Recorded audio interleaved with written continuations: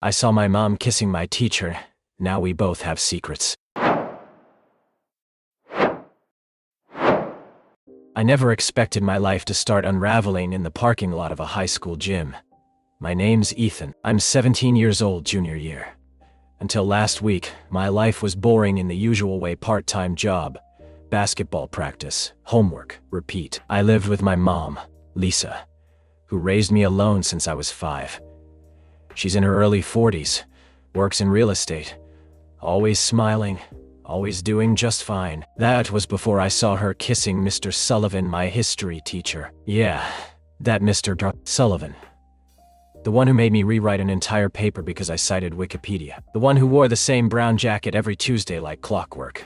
The one who once gave me detention for passing notes during a group project. And there he was, on a Tuesday evening, pressed up against the side of her silver SUV.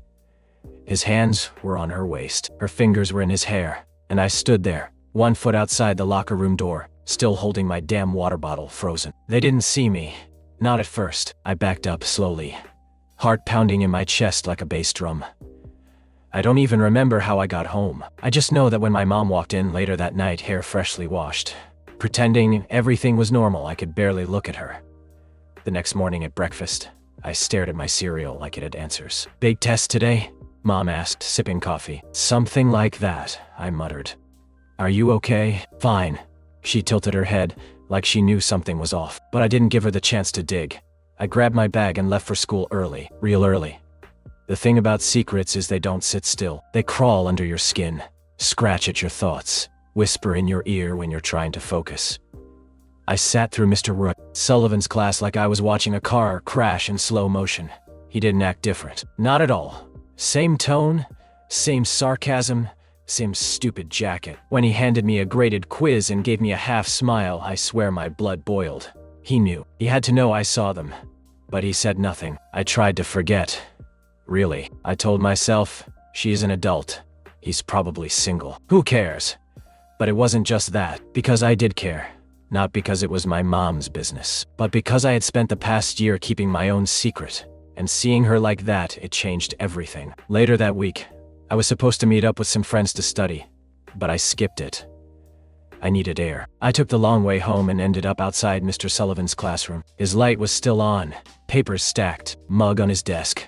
Door open just enough to hear music playing low from his laptop, some indie folk band my mom liked. I knocked. He looked up, surprised. "Ethan, everything okay?" I stepped inside, closed the door behind me. "I saw you," I said. He froze. "Excuse me?" "Last Tuesday, outside the gym." He set his pen down slowly. "Oh, that's all you have to say." He rubbed his forehead. "Listen, Ethan, are you dating her?" There was a long pause. "We've been seeing each other for a couple months." "A couple months," he nodded, calm like it was no big deal. "You teach me. You give me grades. I'm aware. This is seriously messed up. I never planned for it to happen this way," he said. "We met by accident, outside school. I didn't even know she was your mom at first. And when I did, I didn't know how to stop." "Try harder," I snapped. "Jesus." I turned to leave. "Ethan, wait." "What?" He hesitated. "You're not going to tell the principal, are you?" I stared at him, shocked. "You're asking me to keep this quiet?" "I'm just asking you to think about it before you blow everything up." I didn't answer. I walked out. When I got home that night, Mom was already in bed. I stood outside her door for a full minute, just staring. I wanted to barge in, to scream, to ask her why she'd do this with one of my teachers. But then I remembered something I hadn't thought about in weeks. And I remembered I had a secret too.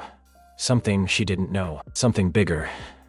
My mom wasn't the only one hiding something. I hadn't told anyone, not my friends, not my guidance counselor, not even the kid I sometimes hung out with during lunch. But for the last 6 months, I'd been seeing someone online.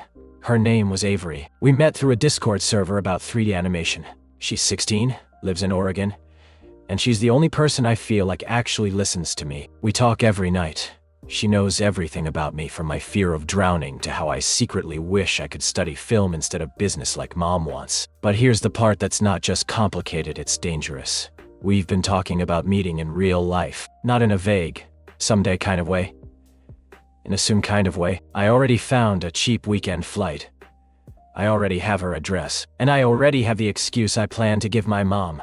School media retreat. But seeing her in that car with Mr. Sullivan changed things. Not just because of the kiss. Because now I know how easy it is to hide, and how far people are willing to go to pretend they're still in control.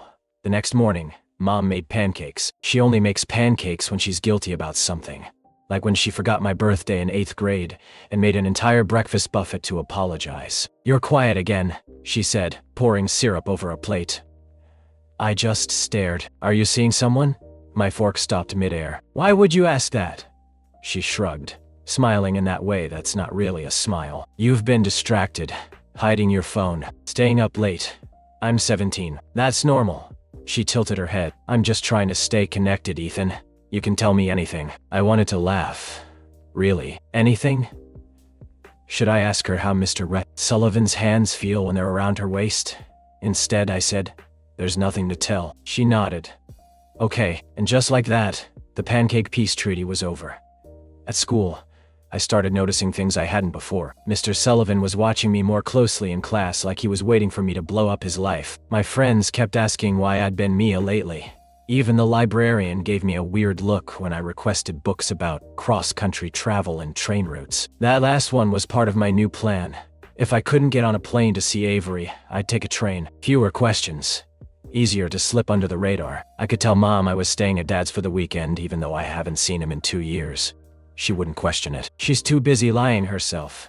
Later that week, I called Avery. I told her everything about my mom, Mr. Sullivan, the parking lot. She listened. Quietly. Then she said something that caught me off guard. "Maybe now you understand why secrets suck." I asked what she meant. "I've been keeping one too. My parents don't know I talk to anyone online. If they knew about you, they'd freak. Especially about the travel plans." "Same," I said. Then she added, "But I still want to see you." And the way she said it, it made me feel like I mattered. Like I was real, not some kid caught between his mother's affair and a teacher's mistake. I whispered, "Me too." That night, I checked our savings jar, the one Mom kept above the fridge labeled prom graduation. There was $327 inside. I took $60. The next day, everything blew up. And it wasn't because of me. It started with a phone call. I was in Mr. Bennett's 4th period English class, halfway through zoning out while he lectured about The Great Gatsby, when the intercom crackled. "Ethan Hall, please report to the main office." Every head turned. I felt a jolt in my stomach. Usually, that kind of call means someone died, or you're in serious trouble. I had no idea which one this was, but deep down, I already knew it wasn't good. The secretary didn't make eye contact when I walked in. She just pointed to the conference room. Inside were 2 people, my mom and Mr. Sullivan. My mom's face was pale, tight-lipped. Mr. Sullivan looked like he was trying to keep himself from evaporating. The principal, Mr. Griggs, sat at the head of the table. He gestured for me to sit down. "Ethan, we have something serious to discuss." I looked between them. "What's going on?" My mom didn't speak. She just stared at the floor. Mr. Griggs cleared his throat. "We received an anonymous report this morning that a faculty member was engaged in an inappropriate relationship with a student's parent." Boom, dal, just like that. Out loud. No dancing around it. My chest tightened. "Wait, what?" "We don't know who made the report, Mr. Rott." Griggs continued. "But they included photos." He slid a manila folder across the table. I didn't touch it, but I could see the corner of a printed photo sticking out grainy, taken from a distance. My mom and Mr. Sullivan, next to the SUV, kissing. I knew the exact moment, because I'd been standing 50 feet away when it happened. Mr. Griggs continued. "Because of the nature of this relationship and the fact that it involves a current student's parent, Mr. Sullivan has been placed on administrative leave effective immediately." Sullivan shifted in his seat. "It's not illegal." "No," Griggs said sharply. "But it's unethical and against district policy." I looked at my mom, stunned. "You said it was casual." She finally looked at me. Her eyes were glassy. "I didn't know it would go this far," she whispered. "You brought him into our house. That was once," she snapped, then immediately looked ashamed. I stood up. "So I guess now everyone knows." "No one else knows outside of this room," Griggs said. "And we'd like to keep it that way." I stared at Mr. Sullivan. "What? No apology?" He opened his mouth, then closed it. "Coward." When we got home, the fight started before the door even closed. "You humiliated me," I yelled. My mom threw her bag onto the couch. I humiliated you? You were the one sneaking around the school like some private investigator. I didn't send those photos. Then who did? I don't know. We stared at each other, breathing hard. Then she said it. This never would have happened if your father hadn't left. That hit harder than anything she could have said. You think that excuses anything? No, she said softly. But it's why I needed something. Someone. I stepped back. So you picked my teacher. I didn't mean for it to go that far. That's the problem with you, I snapped. You never mean for anything to happen. It just does. And I'm the one who gets to live in the mess. She turned away, hands shaking, and I left the house. I ended up at the train station. I had the $60 from the jar. Not enough to go far, but enough to get somewhere. I pulled out my phone and texted Avery. Change of plans. Leaving tonight, she replied instantly. Where are you going? Don't know yet. You still in? Always. I bought a one-way ticket 2 towns over. It wasn't much, just a dusty platform and a strip mall, but it felt like freedom. I sat on the bench for an hour, watching trains come and go, but I never got on, because at 8:47 p.m. I got a call. Not from Avery, from a restricted number. I answered. Ethan, a voice said. It was a man, quiet, serious. This is Detective Lowe with the city police. We need to speak to you about a minor named Avery Doyle. I froze. What happened? I'd prefer to discuss that in person. Are you currently in contact with her? Yes, I said slowly. We'll be visiting your home tomorrow. Please be available. Click. I sat there in silence, phone still pressed to my ear, the words echoing in my head. We need to speak to you about a minor. Avery Doyle. What the hell was going on? I didn't sleep that night. Every time I closed my eyes, I heard the detective's voice again. We need to speak to you about a minor named Avery Doyle. What could that possibly mean? Was she in trouble? Did her parents find out? Was I the one in trouble? I scrolled back through our messages, dozens of them, hundreds. All the late night calls, the I miss you texts, the inside jokes. Everything felt real. She felt real. But now, I wasn't sure of anything. The next morning I told my mom that a detective might show up. She looked at me like I'd grown another head. What the hell did you do? Nothing, I said. It's about Avery. The girl you've been texting nonstop for months? I nodded. She pressed her fingers against her temples. Ethan, I let you have privacy. But if this turns into something criminal, she's real. And she's my age. Are you absolutely sure about that? I opened my mouth to say yes, but nothing came out. Because now, I wasn't sure. At exactly 10:06 a.m., Detective Lowe knocked on our door. He was tall, calm, and spoke with that slow, deliberate tone that cops use when they know they're walking into a mess.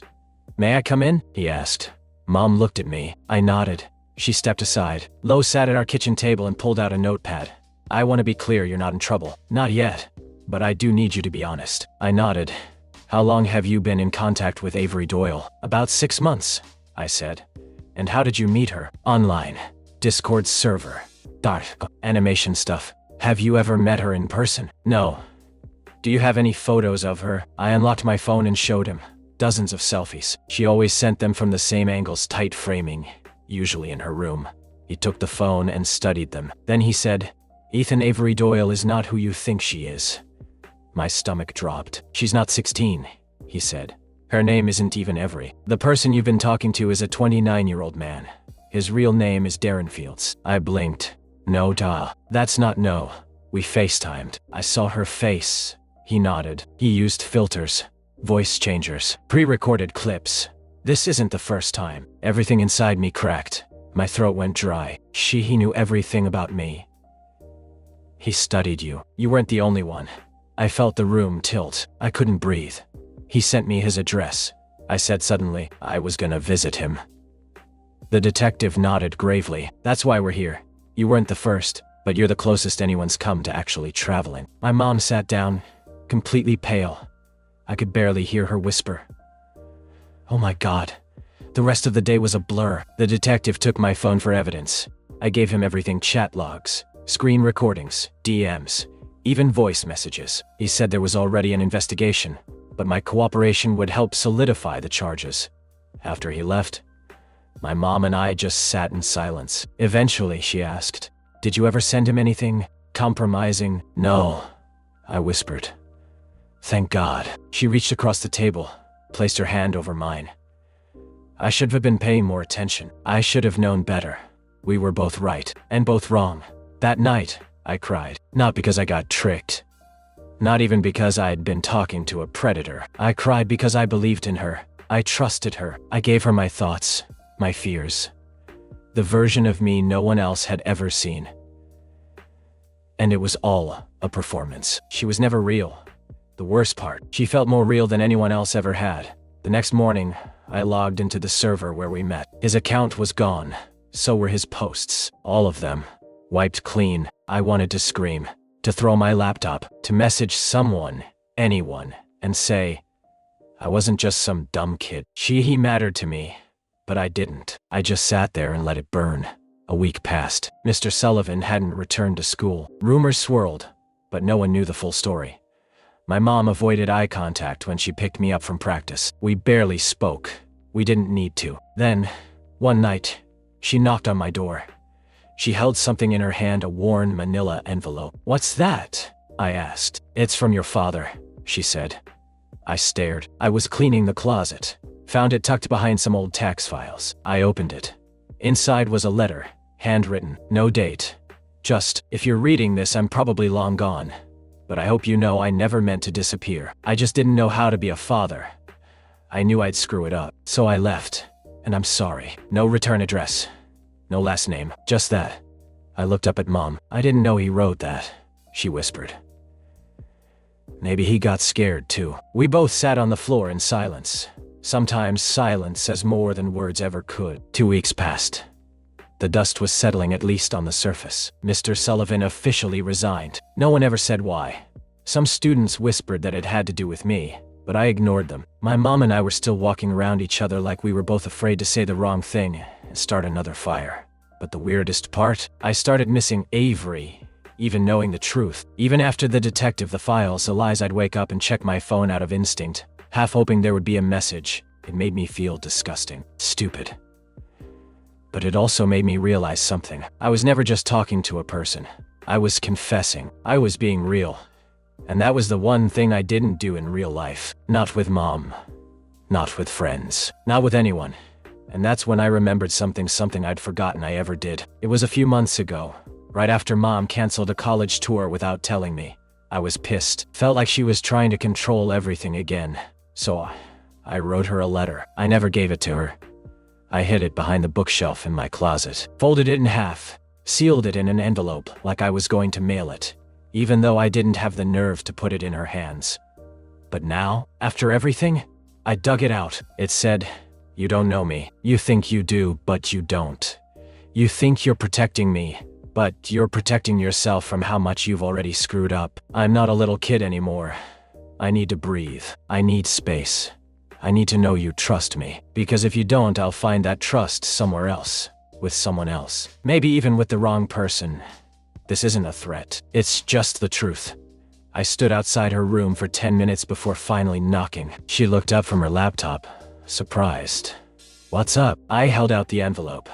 "This is from before everything. I didn't know if I should give it to you, but it still feels true." She took it slowly. "Do you want me to read it now?" "No. Just whenever." I turned to leave. "Ethan," she said. I stopped. "I'm sorry. Not just about Mr. Sullivan. About everything.